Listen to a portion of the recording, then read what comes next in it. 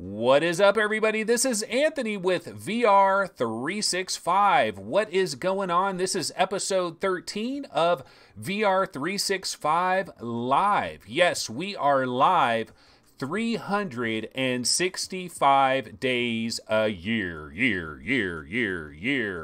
What is going on, man? It is Saturday. It is November 17th.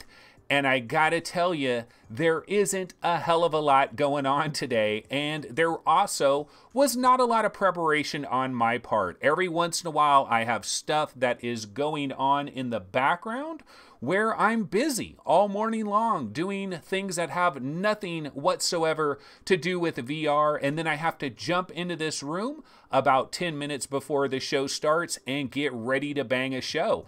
And sometimes this is the way it works, and we call that, of course, a shit show. So that's probably what we're looking at today. I will, of course, try to do my best, try to string some things together and make sense of it all. Now, I can tell you this. I am going to talk about spheres today. I did try that last night. I did try spheres. I tried the very first chapter of Spheres, which is hosted by Millie Bobby Brown. So we'll go ahead and get into that a little bit later, but let's go ahead and see what else we can get into right now. We have a number of people that are showing up in chat as I speak, and we're just gonna have to go ahead and swing this thing, right? Okay, let me see. Do I have a game trailer that I can throw up on the screen? And normally I like to have like 7 or 8 different game trailers lined up. Today I don't have a lot, but you know what I do have? Something called Anubis Challenge, which I guess came out very recently. Why don't we go ahead and check out a teaser trailer for Anubis Challenge?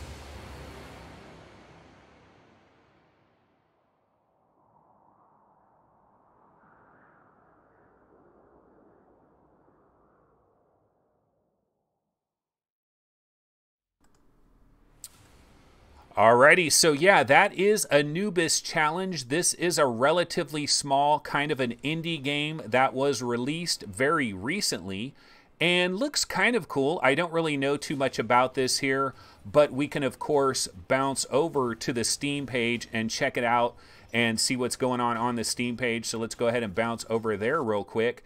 And let's see, where is, okay, here we go.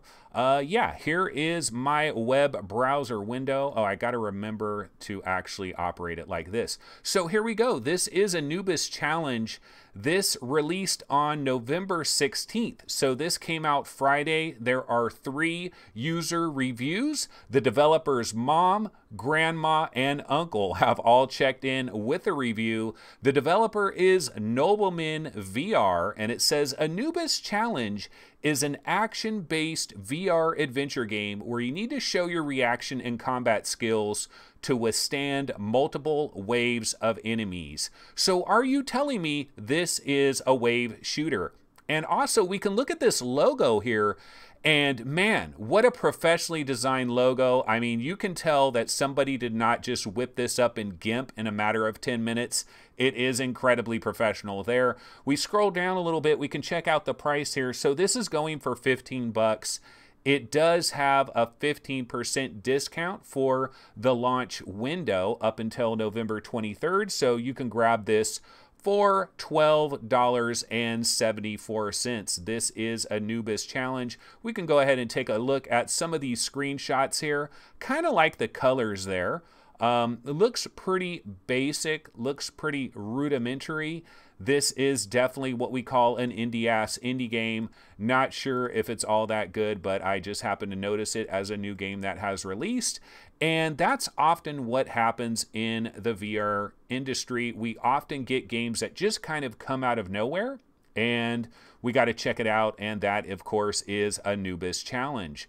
So that is one of the trailers I had to go to.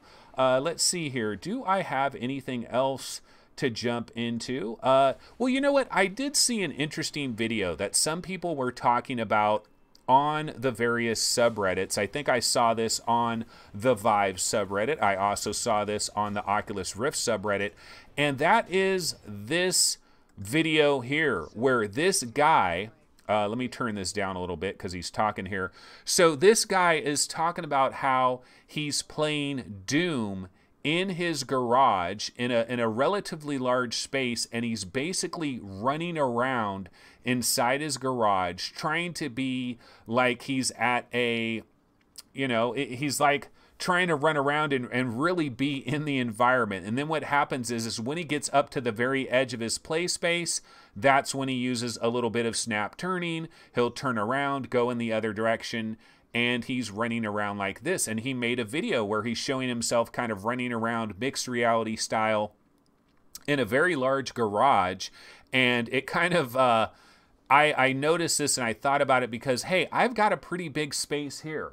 And back in the beginning, when I first got VR, this is something that I actually did. And I was just curious if anybody else, I mean, I wasn't like running around like this guy's running around. He obviously has like a wireless setup or something like that.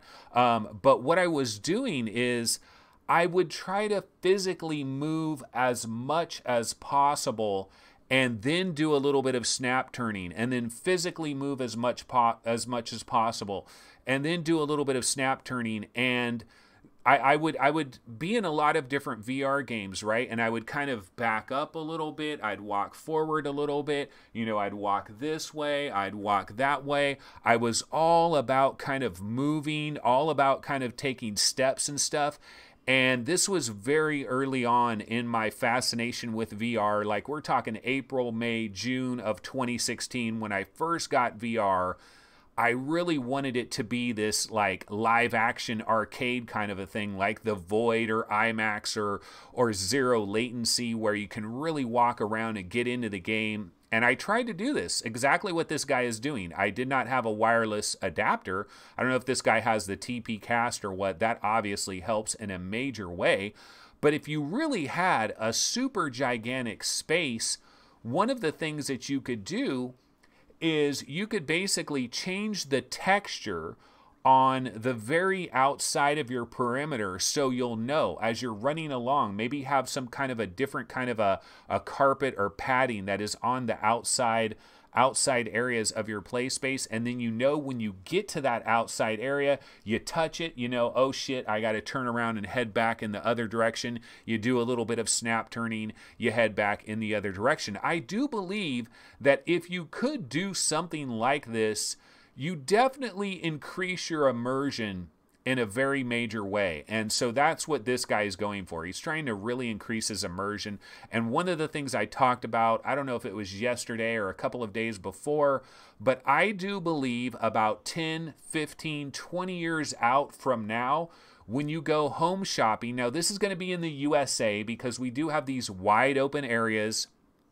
We have these things in the USA. They're called McMansions, and they're basically like these little mini mansions that are constructed, and we're spoiled here. We are spoiled in the USA. I gotta say, people that are living in Japan, Europe, the UK, and elsewhere, they don't have these wide open spaces that we have. Of course, they're not on fire as well and dealing with all of the different natural disasters that we seem to be dealing with here, especially in California right now. Oh my God, you want to talk about the smoke.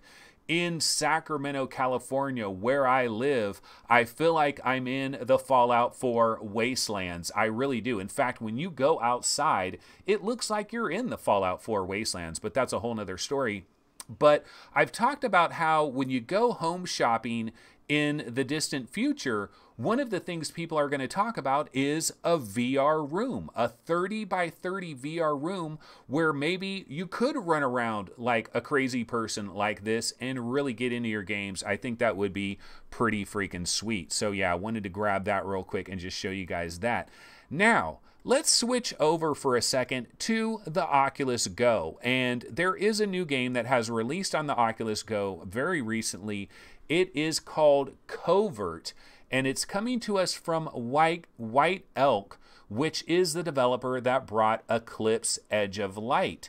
And Covert might be one of the biggest games on Oculus Go for the remainder of this year, and I do have a trailer for that. I think the trailer is kind of like a weird format. It's not exactly 1080p. It's kind of like one of these letterbox things. So this is going to screw up my format real quick, but it's okay. Let's go ahead and check this trailer out.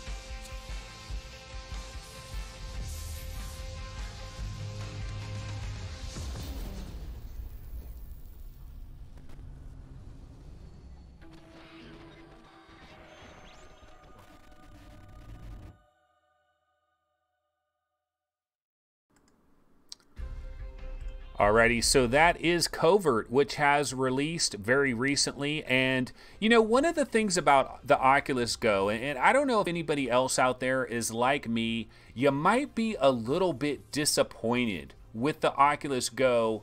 Not so much, I mean, it's a great product. It's a really good product. It does a lot of things very well.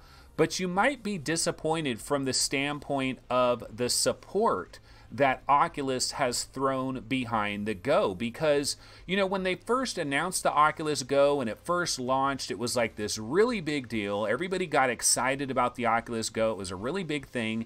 And I don't know, am I mistaken? Because I thought that maybe Oculus would get a handful of developers that would focus in on making some pretty high-end Oculus Go games. And we haven't really seen that. I mean, I'm not trying to throw shade at White Elk. White Elk is a solid developer. Covert looks pretty good. They already gave us Eclipse Edge of Light, which is a great game. I think it's one of these must-play kind of games on the Oculus Go, and Covert looks pretty good as well. And like, if we're gonna address this game directly, one of the interesting things about this game is you need to use teamwork, and you gotta work with somebody that is not in the headset. So this is kind of like Keep Talking and Nobody Explodes, except you're actually moving around, you're actually doing things, you're a spy, you're trying to like infiltrate these enemy territories, and you have somebody else that is working with you. Now they're working with you. They could be on a phone or a tablet, and they're kind of in the game with you. They're kind of trying to remove some of the alarms and things that are going on to help you move through the game. I'm not sure if there is any kind of a single player version. That's the only question I have with this game here, Covert, is what if you don't have somebody else in your house at the time that can hop on a tablet or hop on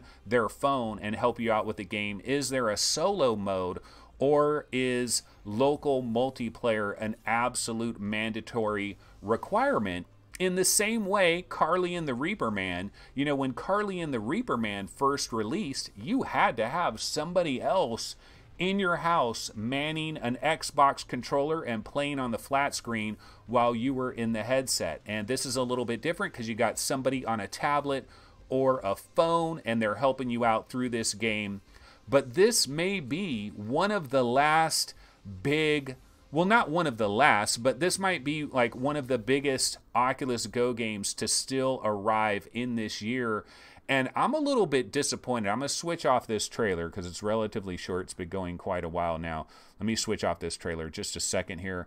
But one of the things that I'm a little bit disappointed with in relationship to the Oculus Go is I just thought Oculus would be providing a bit more support. I thought they would get a few bigger developers, make a couple of key Oculus Go games, you know, throw us a bone.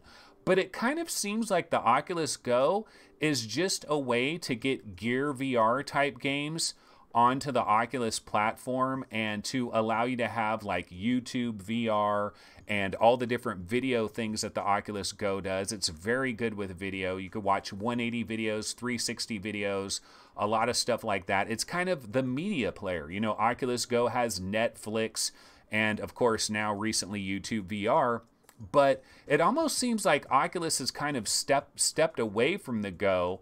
And if somebody bought a Go relatively recently, I could see them being a little bit disappointed, kind of like I was. Like what's the deal here? Like, why is there not a little bit more support for the Oculus Go? Are you guys content with it basically just being kind of some kind of media player and not having games arrive on a regular basis other than Gear VR games that are basically being ported over?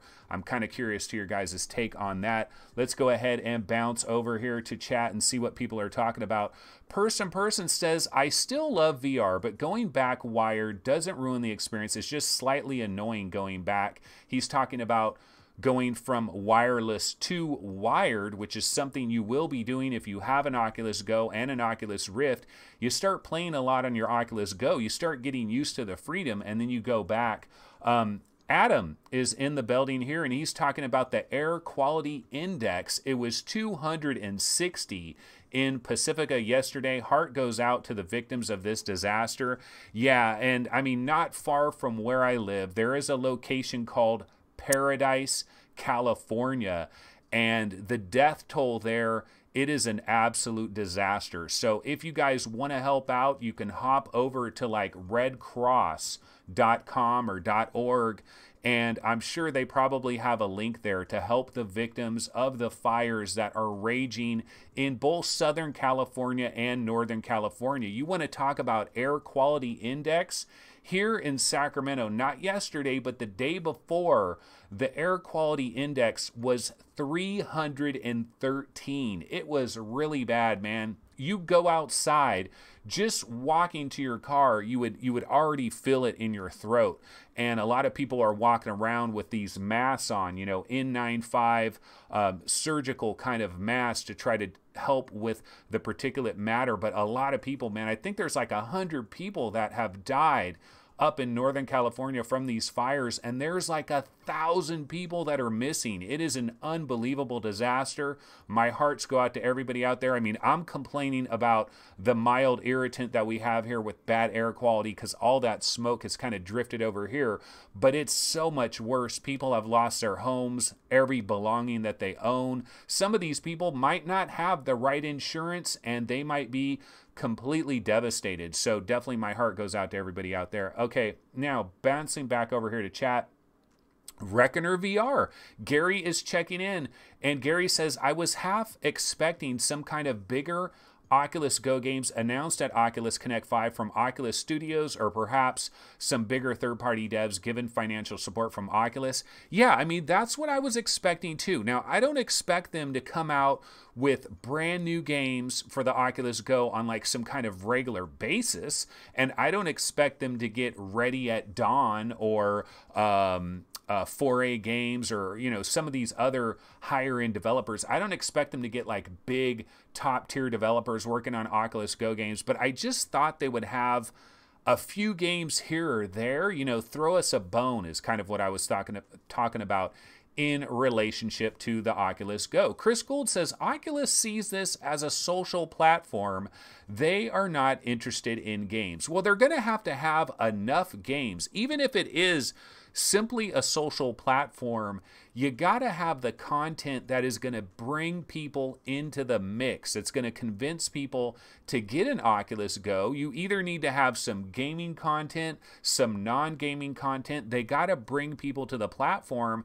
And yesterday I was talking about Poker Stars VR, which is really the perfect kind of content that they need. And I would imagine a game like that could work on the Oculus Go, and that could, although I don't know, the 3 degrees of freedom on your controller and your head, that does kind of mess a little bit with trying to play maybe sports, Poker Stars VR on the Oculus Go. But games like that could really help in that regard, I think.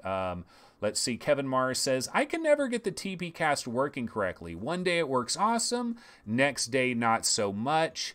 You know, Steve of VR Roundtable fame, he does have a TP cast and doesn't seem to complain about it too much, but he has said that if you're not a tinkerer, it could be one of those things that could bother you to agree. Paul Smith says, I think any gamer with a Go will also have another headset for games. That's true.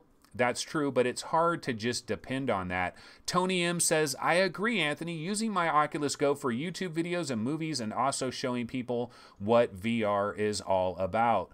And Conrad Lawrence says, like Go, I'm worried that Quest will not be able to make it as a standalone product separate from the entirety of current VR landscape. Well, we have to imagine, though. And Chris Gould says poker is already on the Go. Are you talking about Poker Stars VR, or it's another poker game?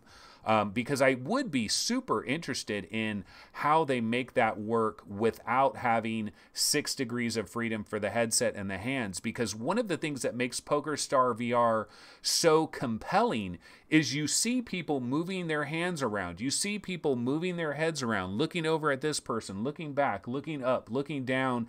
And it's just those simple movements convey a hell of a lot.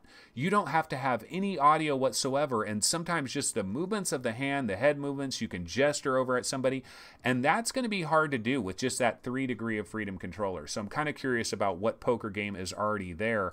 But going back to Conrad Lawrence, his worries about the Oculus Quest, I would not worry about that, because the Oculus Quest is their prime time platform. I really believe that this is going to be their flagship platform. They're going after the console world, in my opinion, with Oculus Quest. They want to be at Best Buy. They want to be at Target. They want to be at Walmart. They want to be at all the major retailers where you can walk in. There's a box for $399. You can buy that box. You can bring it home. It's an all-in-one deal. They want to compete head-to-head with PSVR. They want to compete whatever Xbox eventually does in VR, and Nintendo eventually moving to VR. And they're going to have a ton of games. I really believe they're going to have a ton of games. Chris Gould says, I think it's Poker Stars, but I may have been drunk. And Reckoner VR says, Poker on the Rift is definitely better, but on the Go, it's certainly competent.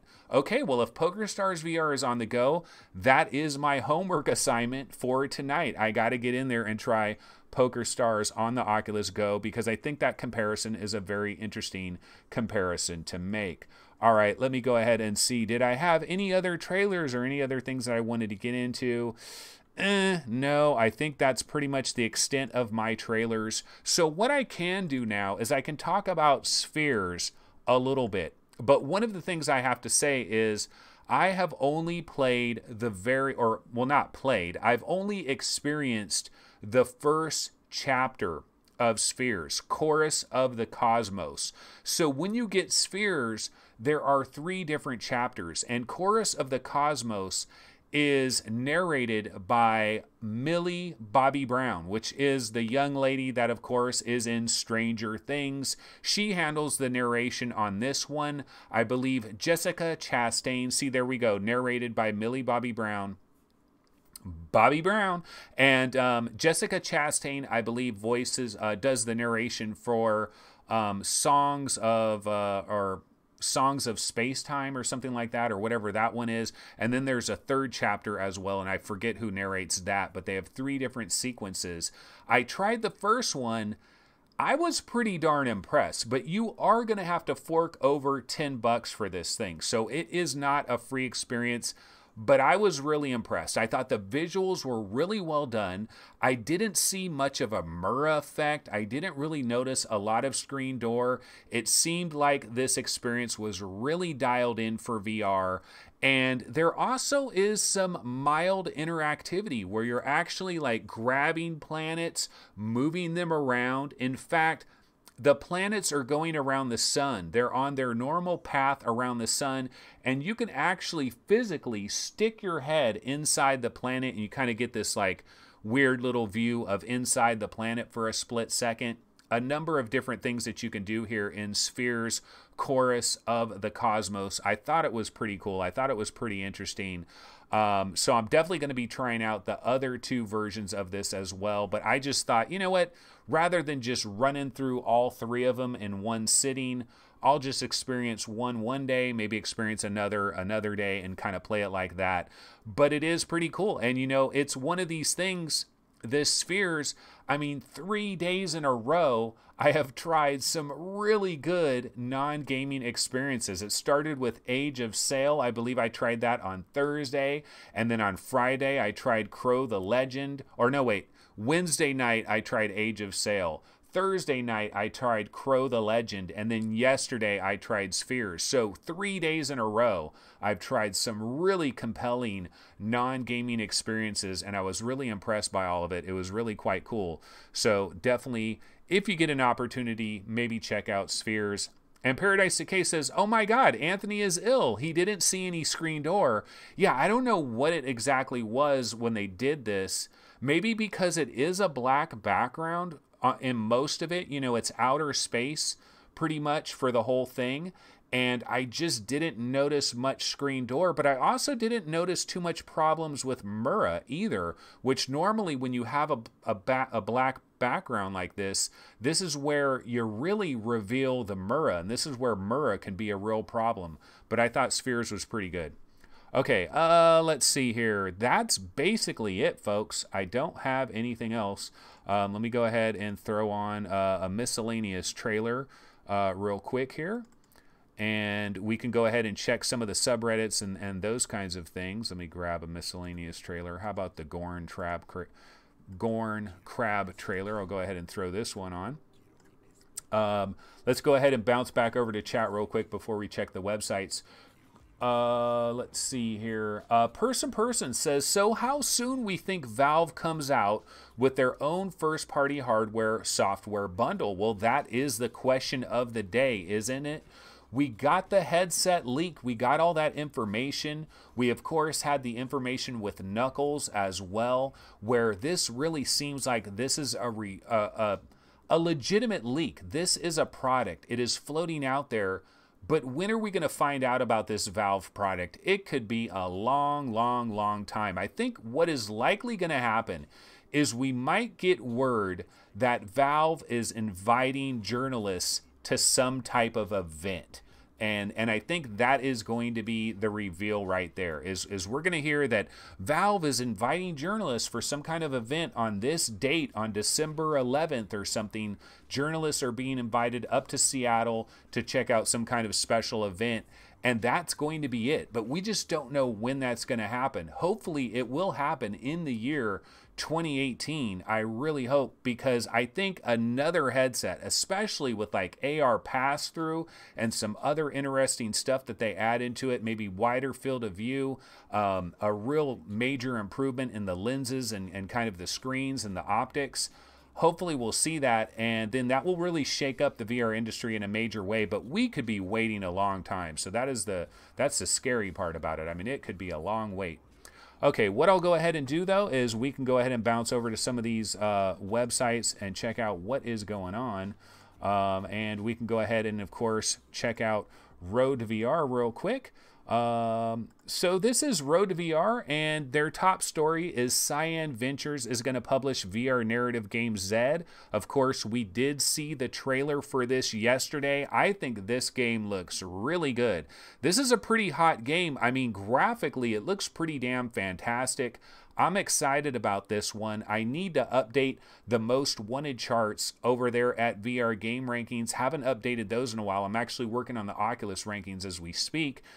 But I can tell you that Zed is very likely to jump in the top 40 most wanted VR games on the Vive and the Rift. Definitely. I mean, it looks really good. So that is one to keep our eye on. HTC says accepting Vive wireless adapter returns from AMD Ryzen owners. Yeah, this is one of these downer stories that we're hearing about. If you happen to have an HTC Vive setup and you want to go wireless, but you happen to be a Ryzen, you're on the red team, you got one of these new Ryzen CPUs, which are pretty darn solid. In fact, I'm considering getting one of these things for Black Friday. If there's a decent deal at Newegg or Fry's, or somebody has a decent deal, I might go ahead and jump on that. But you're kind of boned if you are an HTC Vive player, because the wireless adapter, a lot of people are not finding success. They're not being able to use these if they have a Ryzen CPU. Now, I'm guessing that eventually this is going to be something that is going to be patched and fixed.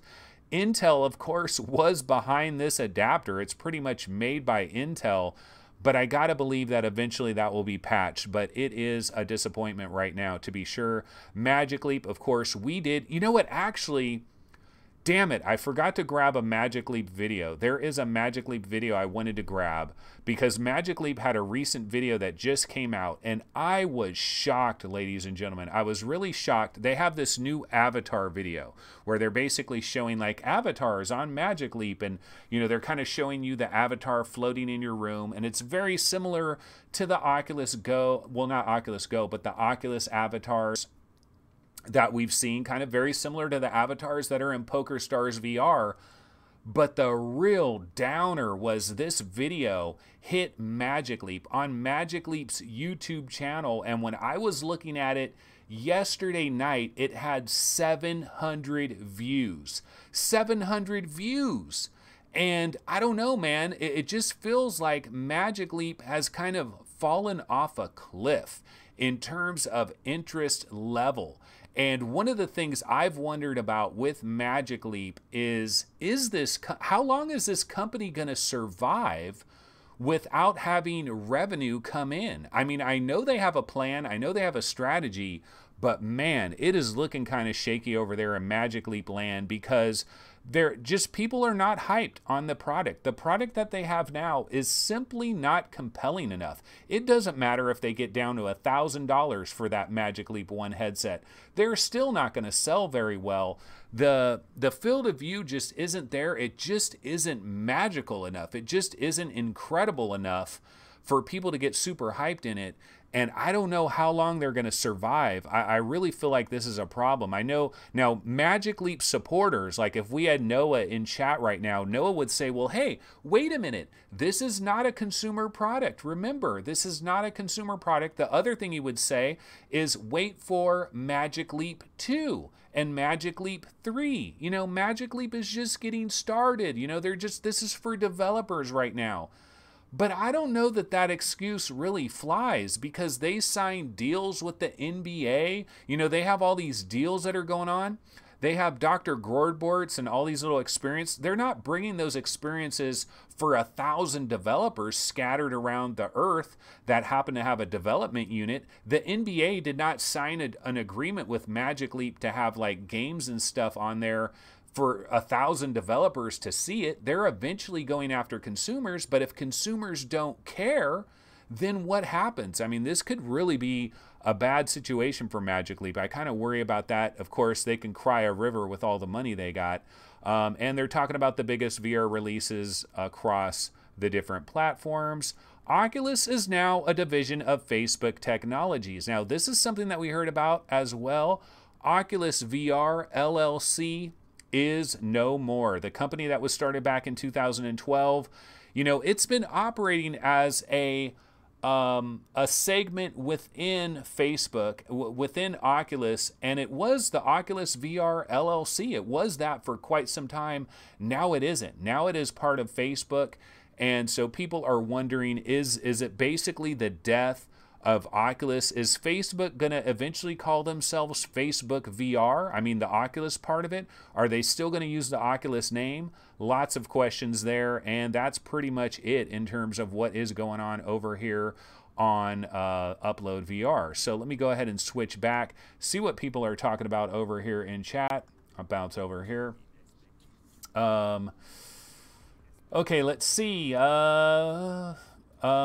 Andrew Rogers says, the Valve pictures look like dev stuff. No real chance of consumer hardware. Well, I mean, maybe what we saw were just prototypes, and maybe they have really finished consumer hardware that we just don't know about. I mean, these headsets are eventually going to have to hit. We know Valve, we know Gabe, back in that one interview that was done a couple of years ago, they were sitting at that table there. I had some clips from it back when we had the whole Valve HMD leak. Gabe was talking about how at the end of 2018, going into 2019, you're going to have much higher resolution headsets. You're going to have refresh rates up to 200 hertz. How wireless is a thing that was going to be added on in 2018, but it was going to be integrated by 2019. These are all things that Gabe talked about. So you got to imagine at a certain point in time, we really are going to get this headset, this mystery headset. The question is when, and we just don't know. It's Valve time, so pretty much we just kind of have to forget about it. And then one random day, we're going to jump onto Reddit, and it's going to be like, oh my God, here's the headset, it's out, they're talking about it. Or we might hear, oh my God, there is journalists are being scheduled to show up at a special event in Seattle on a certain day, and we're pretty much going to know that that is when the shit is going to hit the fan.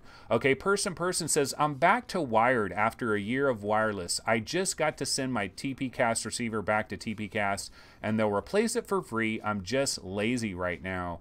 So person is one of these people that have had some serious issues in terms of using the TPcast. And one of the things that Steve has talked about from VR Roundtable, he said it, you really got to kind of be a tinkerer, because he said he'll go over to his TPcast and try to get something up and running and it's not working quite right. He has to jump onto his computer, do a couple of things real quick, then he gets it working. And that's fine for him. He is the tinkerer type, but for your average Joe Blow type, that is not going to work. So it seems like the Vive wireless adapter, even though it's having these problems with the Ryzen CPUs, it seems like it tends to work a little bit better than TPcast. Yeah, so that's pretty much it over there. So not a lot going on over here in chat. We can go ahead and bounce back over here. We can check out some of the subreddits and see if there's anything new. It is kind of a slow day today. So let's go ahead, and this is the Vive subreddit, but let me go ahead and refresh this. Now, one of the things I have heard some people talking about, they're talking about these graphene pixel displays running up to 400 hertz and a 2500 PPI. And so a lot of people are talking about this, but you know what? I personally file this into the category of this is a far off thing. This is kind of like Google working on VR shoes. This is something we might not see for like 8 or 9 years. So I don't know that we need to really get into a tizzy over this kind of thing. It does sound exciting. I know there's some downsides, though, with these graphene pixel displays. I did read some of these articles, and there are some inherent downsides. Graphene can do everything but leave the lab. Yeah, so that's the #1 response there in that thread. Yeah, I mean, that's a far off thing, and it's always nice to keep abreast of these things that are happening, but it looks pretty far off into the future. Vanishing Realms dev has affirmed continued work on new content. Honestly, by this point in time, you might have thought maybe we'd get a Vanishing Realms 2. And I know there's some people that would be really pissed off about this if there was Vanishing Realms 2, because, you know, this was in early access. I don't know if it ever actually came out of early access. I feel like there is enough content. There's enough content in Vanishing Realms for the amount of money that they've charged. I don't have a problem with the developer. In Demo Labs, I believe, is the developer. I think they've provided enough content personally, but there's a lot of other people that will really get butthurt if they came out and said, hey, Vanishing Realms 2, we've done everything we're doing with the first game. Here's Vanishing Realms 2. Don't worry about it. You know, this is the new game. Some people would be super pissed off about that. Vengeful Rights. Some people talking about this. Some people like Vengeful Rights. I tried that demo, wasn't that really into the demo at the time. And then, of course, here's that Doom 3 in the garage with walking and snap turning. We already saw that, a little bit of that trailer earlier. And that is pretty much it that's going on over there. Let's go ahead and check out the Oculus subreddit. I probably need to refresh this as well. Okay, bouncing over here to the Oculus subreddit, there's that Doom 3 experience where this guy is running around in a really huge garage. I'm kind of jealous of this guy. I think his garage is even bigger than my man cave. This guy's complaining about HTC scamming him a little bit. Oh, the Oculus Store fall sale begins. Okay, do we have a breakdown of what is on sale? Not seeing it here, but maybe if we click on this, we'll get the information for the fall sale. Taking a shot in the dark here by clicking on this because sometimes, okay, no, we do have some sales here. So you can see Gunheart is 50% off. You can grab it for 15 bucks. I think Gunheart is a very solid game. Arizona Sunshine, you know, if you've been trying to get it for 20 bucks, of course, you could have had it for $1 with Vive port, but if you want everything on the Oculus Store because it runs a little bit better maybe on the Oculus Store, you can pay quite a bit more. I'm not sure if that dollar deal is still in effect anyways, but there is Arizona Sunshine for 20 bucks. Seeking Dawn, this is actually a pretty big dip on Seeking Dawn. Now I know we had the Seeking Dawn free version, and then you have this version of Seeking Dawn. And I never actually found out what is the big difference here. Like really, what is the big difference between the free-to-play version and the full version? Not sure about that. Sky Duel is only $3. That's a major discount there. Shooty Fruity. Spark, I'm a huge fan of Spark. You could grab it for a 10 spot. I really think Spark is very underrated. I really like the feel of the game. I kind of like the look of Spark as well. It kind of reminds me of Portal a little bit, just in the aesthetic of it. Everything is very clean and crisp and kind of clinical, like the backgrounds and like grabbing the ball and throwing the ball. I really like the training mode of Spark. I didn't even really like playing against actual people. I had more fun just like doing the training levels of Spark. Gunjack, you can grab this for basically a cup of coffee, $2.50. Skyworld, some people really like Skyworld. Guns and Stories Bulletproof, not a terrible little wave shooter for $5. So, I mean, the deals, they continue. The deals continue. Wanted Killer VR is very solid for $8. Yoga Princess, for those of you that want to get into that. You know, trying to see, oh, 76% off for Tethered. You know, I know on our Discord server, a number of people were talking about Tethered. You can grab it for a mere $6. So this is kind of like the Steam sale, basically. This is Oculus's version of a Steam sale, and quite a few good deals here. Unnightly is very solid, $14. Mind Labyrinth Dreams, not a big discount there. Kind of need to go back into Mind Labyrinth Dreams and double check that game, because I know that I had some performance issues the first time. I wanted to double check that. Never got back into that. Lollipang, gotta love that title there. And just trying to see if there's any other major deals. I mean, you know, Eve Valkyrie is 50% off. Everyday Baseball, you know, I never really heard too much about this. Not a lot of people talking about this. Dimensional, you can grab this for a cup of coffee. I actually liked Dimensional, but I played that like 2016. So you play it now, it probably looks really Bloody Zombies. I always was a fan of that one as well. So yeah, a lot of great deals over there on Oculus. They're kind of doing their Steam sale, so that is something to look at. Check this out, guys. Now, I don't know what's going on here. Samsung Odyssey Plus for as low as $225, starting in 13 hours. Okay, at $225, I'd probably buy myself an Odyssey Plus. How are people doing this? Let's see. Outstanding price on a headset that was just released a couple of weeks ago. Starting on 11/18, Samsung.com is offering the Odyssey Plus for $299, which is $200 off. Okay, if you have a student or employee account on Samsung, it brings it down to $255. There's up to 10% cash back available from Samsung. Okay, so this is like one of those slick deals or cheap-ass gamer deals. Like, I used to go to Cheap-Ass Gamer, and they would talk about these different deals, and the guys would basically say, okay, here's what you got to do. You got to go over here, you use this special card, you use a cash back, you use Rakuten, and you sign up for this. Like, they would jump through a million freaking hoops to just save a couple of extra bucks. And these people were absolutely addicted. Like, basically, they had an addiction to trying to have the lowest possible price paid. And they pretty much would compete with each other. And they would like, well, yeah, but I stacked it on this. And then I used eBay bucks. And I used this eBay coupon. And then I used my American Express card, which gave me another 3% off.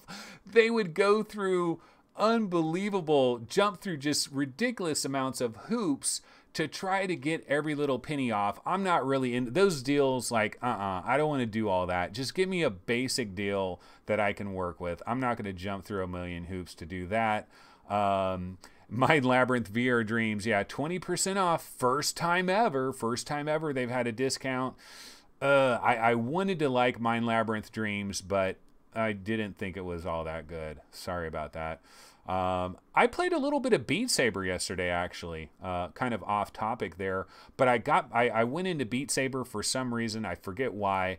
And man, that game is just so butter smooth. It's so dialed in. Had a lot of fun with Beat Saber in a very short amount of time that I was playing it. Okay, I'm going to go back over to our regular scene over here. Lee Wilson says, don't need graphene. Display tech has already outpaced what CPU, GPU can render to. Yeah, that is probably true.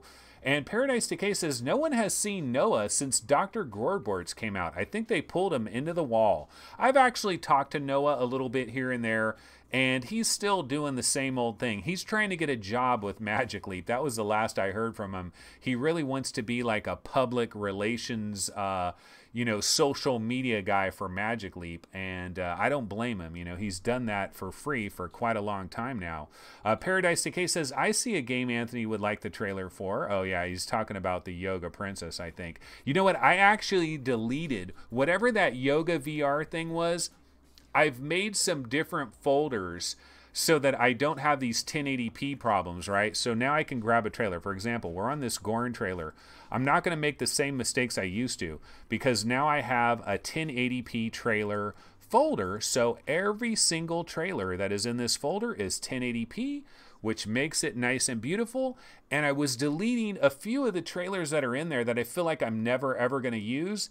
And one of those was that Yoga whatever game it was, because I clicked on it for a second, watched it for a few seconds with Windows Media Player, and I was like, no, I can never use this trailer. This is straight up prawn. I cannot do it. So I actually went ahead and deleted that. Kevin Mars says, I've never even heard of Unnightly. Well, you know what? And Reckoner VR is checking in. He says, Unnightly is pretty good. Thief in VR, basically. Yeah, that's pretty much what it is. And Unnightly is actually a pretty damn good game. It is not bad at all. If you're really looking for Thief in VR, and you're waiting for Rogan, that Joe Rogan game, Smoke a Blunt with Elon Musk, the game. If you're waiting for Rogan, the Thief in the Castle, Unnightly is a great game to possibly grab and play while you're waiting for Rogan. Do you guys remember that Rogan game? Looks pretty good. Paradise Decay says, sounds like Anthony's addiction to not use Uplay. Yeah, oh yeah, that's jumping through the hoops for the money. Aw, man, I cannot do that. I don't mind a decent discount here, but I'm not going to use this credit card and these eBay bucks. Heck no, not going to do it. VR Spry Guy says, Yoga trailer gone? Say it isn't so. Dude, I had to do it. It's straight up prawn. I could not, in good conscience, I could not run that trailer. That trailer is a little bit, I know the girl is like actually dressed, but just barely, and then bending backwards and bending all over, doing a lot of crazy things. I cannot go ahead and do that. But anyway, let's see. So not much else is going on. I guess maybe we could check Road to VR or something. Yeah, rest in peace for the Yoga trailers. Hey, I still have my Box VR trailer. I still like that one.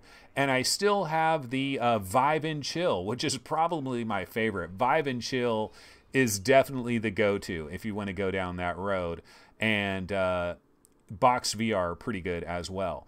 But you know what? Let's see. We can go over here, and why don't we go ahead and, let's see, I got to pop this up. Let's go ahead and check out Road to VR. Let me refresh this, make sure I got the newest version of here. And so what are they talking about on Road to VR? Well, Indie Jim Vanishing Realms dev says continued work is going to happen, so everybody just settle the F down as far as that goes.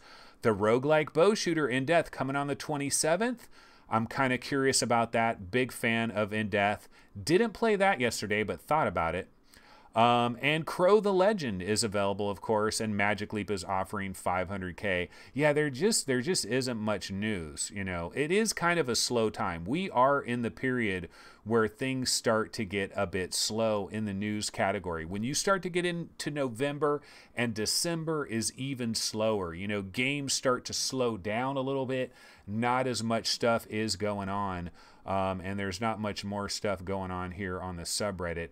I don't have my PSV. Oh, you know what? There actually is some PSVR news. Let me go ahead and put PSVR on here, and we can go to the PSVR subreddit. There actually is some minor PSVR news. Okay, I can't actually find the story that it was on, but Beat Saber, there isn't going to be a physical version of Beat Saber, and we also don't know the price for Beat Saber. And so a number of people were like, ugh, this could mean that the price is pretty freaking harsh. Like, I wonder how high Beat Saber is going to come in with that price. $29.99? $34.99? $39.99? I mean, we don't know how Beat Games is going to price this game on PSVR.